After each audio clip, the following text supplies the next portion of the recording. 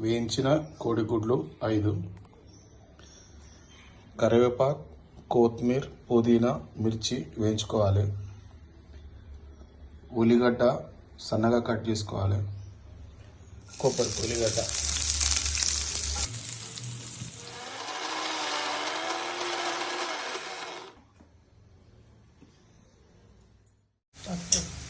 ఉల్లిగడ్డ, గ్రైండ్ చేసుకున్న కొత్తిమీర, పుదీనా, కరివేపాకు, పచ్చిమిర్చి, కొబ్బరి పొడి, కాసిన మంచినీరు, ధనియాల పొడి. మరిగిన కూరలో గుడ్లని వదలాలి.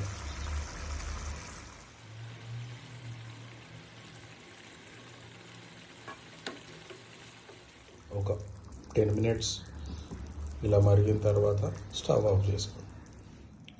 ఎగ్ మసాలా కర్రీ రెడీ అయింది.